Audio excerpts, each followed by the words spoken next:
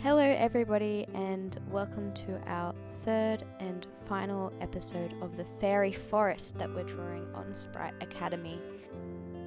We're just going to start off today doing a tutorial with teaching you how to draw a few different things that you can incorporate into the garden of your fairy forest. We're going to be going through things quite quickly on this video, so feel free to pause anytime you need to stop and draw something. Firstly, we're going to learn how to draw a basic flower, so you need to start off with a circle in the middle and then draw 4 petals around it at north, south, east and west. And then after that you want to fill in extra petals in between those 4 petals that you've created, so you have 4 extra petals in between the 4 initial petals. So then you'll have 8 petals.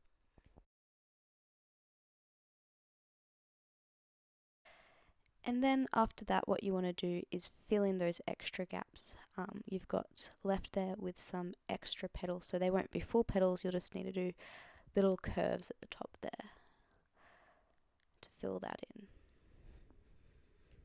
Great, and there you have it. That is the basic flower that you can put into your fairy forest floor that we're going to create in just a moment.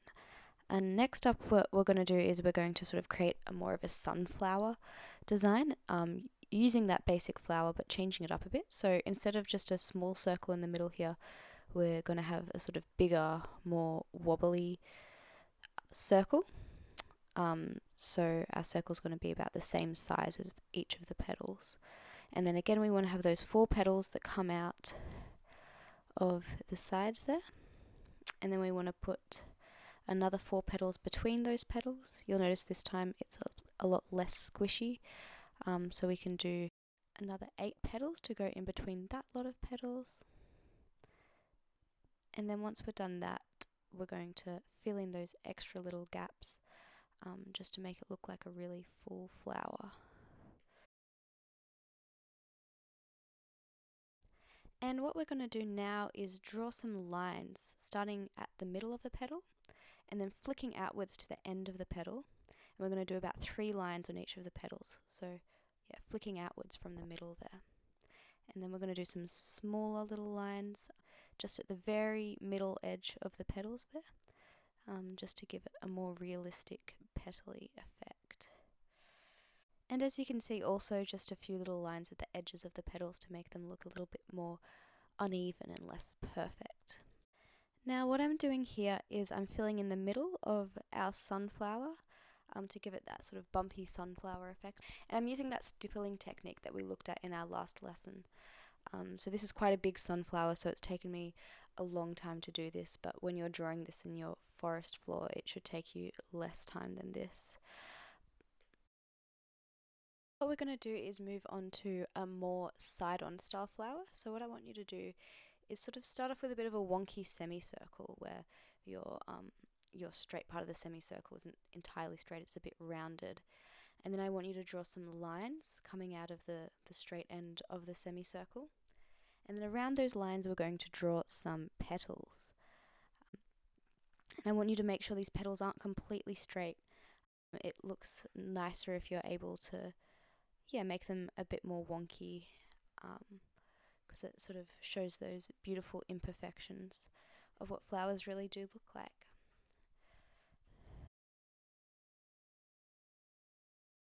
And now I'm just going to draw some stems for those flowers coming down in a V shape. And now I'm just going to draw some leaves coming off the side, so I'm going to have a stem coming off and then some smaller stems attached to that pointing out towards the end of the stem. And then I'm just going to draw around that little stem in a pointed oval shape to create that beautiful leaf shape that you can see here. We're also going to go into how to draw leaves a little bit more later on. Alright, so now what we're going to do is start our rose shape. So when we do that, we're going to start off with a little squiggle in the middle, just like this. And then we're going to draw some dots, maybe about 4 dots or 5 dots to start off with around our little squiggle. And then we're going to do some little curves that point out, create a little point at the dot, and then curve back in a round circle back towards the squiggle in the middle. Then we're going to draw another set of dots around that set.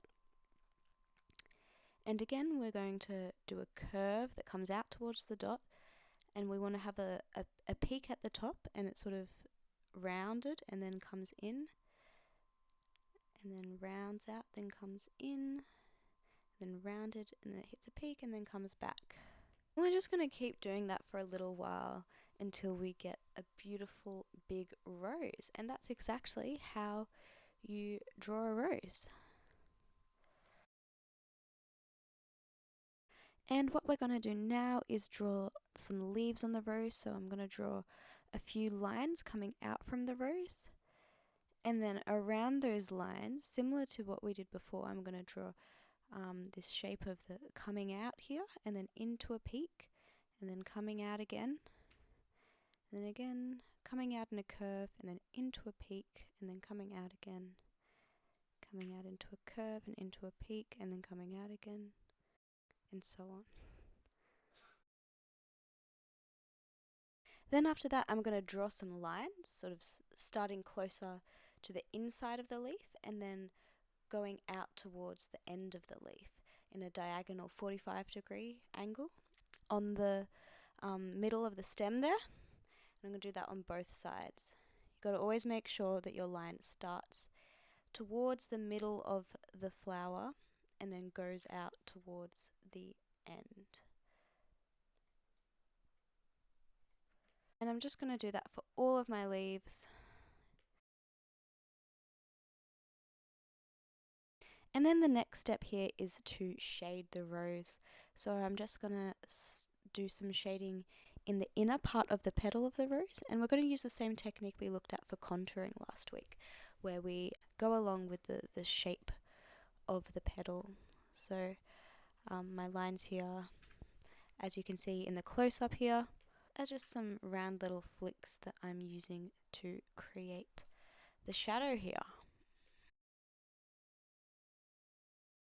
And there we have it, our fully completed rose. And next up, I'm going to be showing you how to draw some leaves. So we're just going to start with a long squiggly line here, the beginning of the stem here and the end of the stem here. So what we're going to do is draw some stems coming out of this stem, facing towards the end of the stem. So starting at the beginning of the stem and facing towards the end of the stem. And it's important that these lines aren't completely straight. We want them to be a little bit curvy to give them a more natural effect. And then we're going to again do that technique where we start with a curve and we come out with a curve and then we move into a peak and then we come back down into a curve and finish our sort of wonky oval shape. So we're starting coming out with that big wide curve into a peak, then back into the curve. So just copy what I'm doing there with my pen.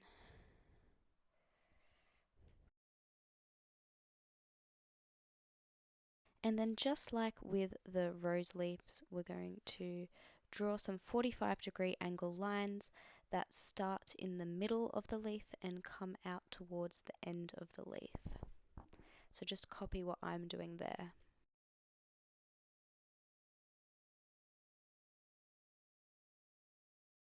And we are done. And now what we're going to do is draw a fern. So this one's a little bit more advanced. So if you can't get this one right, that's totally fine. You can just skip using this one in your fairy forest ground. So what we're going to do is basically just draw that leaf shape that we've been practicing. But we're going to do that in pencil this time rather than pen. And then we're going to go over what we've done here in some pen in just a moment. So what we're going to do next is go around each of those lines that we've drawn on the leaf pointing outwards in sort of this little bumpy line that you can see that I'm doing here. So it's like we're doing lots of tiny little leaves coming out from this line that we've drawn here. So I'll just speed it up and you can see me doing it for all of the different lines that I've drawn. And yeah, that's basically how we do our fern.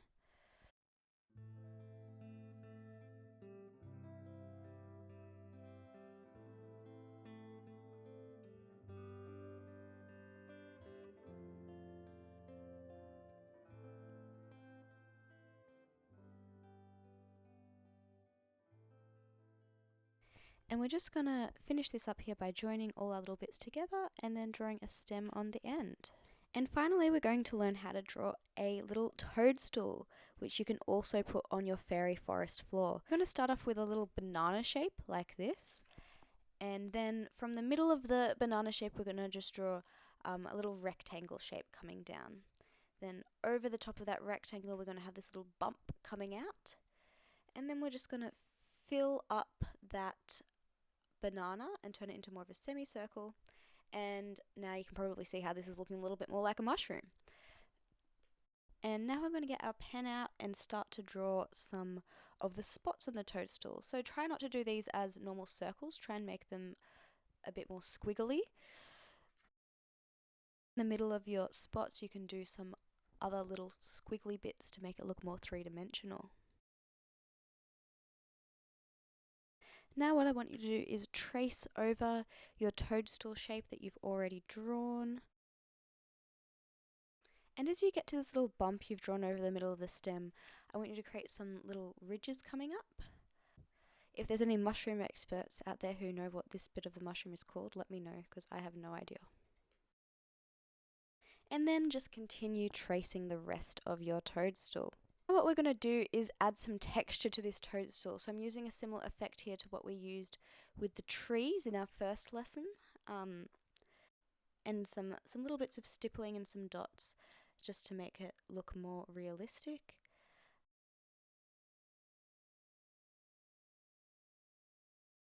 Now what we're going to do is draw those lines that you see on the inside of the cup of the mushroom. So we're going to start all our lines from the outer rim of that cup and then move into the middle towards where the stem of the mushroom is.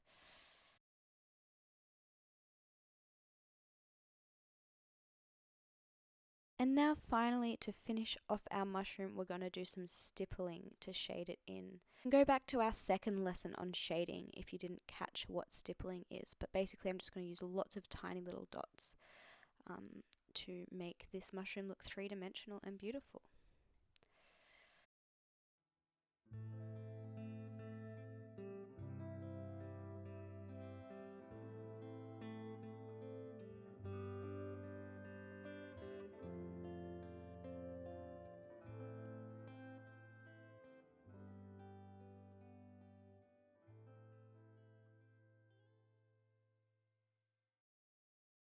There is our toadstool in all of its glory. Now what we're going to do is use all of these different skills that we've just learned in drawing flowers and leaves and toadstools and apply them to creating our fairy forest. So what we're going to be looking at first of all is composition. So it's really important that you use the rule of thirds. So that's what I've drawn up just here. So the rule of thirds is basically the principle that we want to have all of our subjects or points of interest on the page on one of these lines. So here I have my tree and it's not exactly on one of those lines, but that's alright. If your tree isn't there, that's fine too. What is important is that you have your horizon on one of those lines that I've just pointed to. And I'm going to try and draw the rest of my subjects now on where those lines are. So here you can see I'm drawing a tree on that left line there, and I'm trying to draw the moon on the point. So I'm just thinking up what looks best and changing it around a bit, and I've decided to go with my tree a little bit to the left of the line and the moon on the point where they intersect. And now I'm just filling in some details here, and I've got some mushrooms and some flowers and a path. Voila, there I have my composition. So now I'm just drawing in some fern leaves in the foreground. So it's important when we look at our composition that we have things in the foreground, things in the middle ground, and things in the background. So I've got my tree and my ferns in the foreground, I've got the path in the middle ground, and I've got my tree and moon in the background. And you'll notice here that I'm making sure that my path starts really wide towards the front and goes really small towards the back to give us that idea of a distance. So if you're doing a path, I suggest you do that too. And now I'm just filling in some little bits of grass and flowers. And here's a close-up of me doing the stippling for flowers. So you'll notice it's a lot quicker when the flowers are small. And I'm just filling in all the little white bits left on my page here. And you'll notice it's also really important that I've balanced my picture, so I've got an equal amount on the left side and the right side. Because I've got my big tree on the right side and then my smaller tree and moon on the left side. And I'm also just doing some stippling now to fill in the garden and make it all a little bit darker. And doing a combination of stippling and small little pieces of grass like the ones you can see in the close-up here. I filled mine in a lot with grass, but for your one you can choose how much grass you want to do. If you do more grass, it means that you're not able to see some of the things that you've put in as well, so you'll see the mushrooms kind of end up getting a little bit hidden behind all the grass that I put around it, but that's alright because I'm going to colour it in at the end and we'll be able to see the mushrooms really clearly then. And just filling in some more of the grass here. As you are doing this step, I'd love you to think about what sort of things might be living in your grass, living next to your toadstools and in your flowers. Are there fairies that live there? Are there cute little insects? Are there animals? Even maybe write a story about what goes on in your fairy forest. And if you want to send that to me at spriteacademyart@gmail.com, I would absolutely love that. And I'm just filling in more of this grass here so it's really thick and has a little bit more of that nighttime darker effect. Now I'm just going to fill in the path, so I'm going to draw a couple of branches coming out onto the path and I'm going to fill it up with a bunch of circles, as you can see I have done there.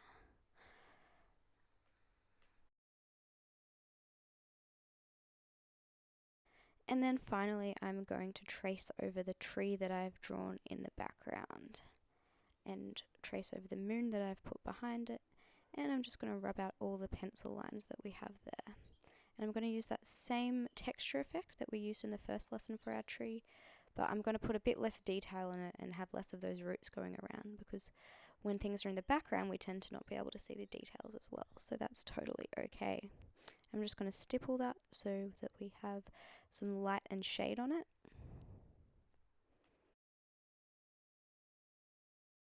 And now I'm just going to stipple the moon as well, so it's got some of the more realistic craters that we see in the moon in real life. Now I'm just going to paint in the background in some black ink. You don't have to do this at all, you can just leave it totally white, or you can use a black texture, or even black watercolour paint, it's totally up to you. But I'm going to do this just for fun.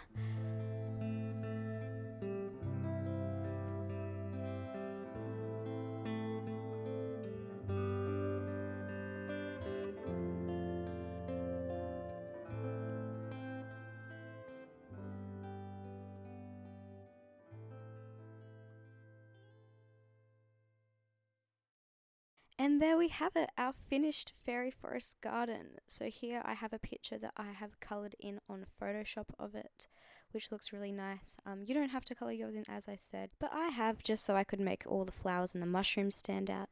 If you do want to colour it in, you can use coloured pencils or watercolours. Just be careful that your pen that you use doesn't bleed when you do that, so test it beforehand. Test putting some water over a line that you've made on the pen, just to make sure that it doesn't bleed. If you've made it this far with me and watched this video, I can't thank you enough. I really appreciate it, and if you could let me know what you thought, leave a comment on Facebook or on YouTube. I would love that so much. And as always, if you have done this project, I would love it if you could email it to me at spriteacademyart@gmail.com. Thanks so much, guys, and I'll see you for our next project.